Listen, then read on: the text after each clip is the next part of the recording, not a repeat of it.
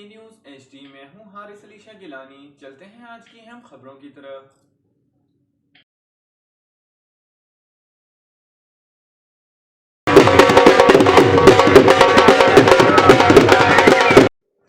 رخ کریں گے ساہیوال کا 47ویں سالانہ ایک روزہ عرس مبارک بابا بودر شاہ مستانہ المعروف دھنی شاہ سرکار بمقام رہائش گاہ گدی نشیں بابا مشتاق قادری پاک پتن چوک گنج شکر کالونی ساہیوال میں منعقد ہوا۔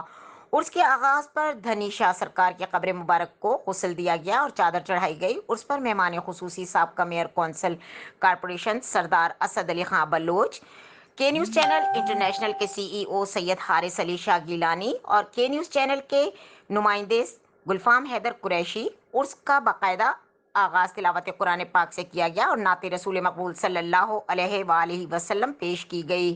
عرس کے موقع پر زائرین کی بہت بڑی تعداد اور مریدین نے اہل علاقہ نے شرکت کی۔ عرس میں ڈھول کی تھاپ پر گھوڑا ناچ پیش کیا گیا۔ اس موقع پر گلفام حیدر قریشی، تنویر عباس جعفری، سائیں مشتاق قادری، سائیں منظور، ذاکر حسین آف بہاول نگر، سید ذیشان علی، قاری بشیر علی، مکرم اسامہ، سجادہ نشین دربار بابا ریاض لال، باؤ جاوید، کالے خان دربار انتظامیہ آصف علی تبسم، ذیشان حیدر قریشی، سلمان قریشی، عمران قریشی، نامان قریشی، محمود شاہ، شہباز علی، اللہ دتہ، محمد فیاض، اللہ رکھا اور دیگر معززین کی بہت بڑی تعداد اور زائرین اور مریدین نے شرکت کی۔ عرس کے آخر میں ملک اور قوم کی سلامتی کے لیے دعا کی گئی اور لنگر کا وسیع انتظام کیا گیا۔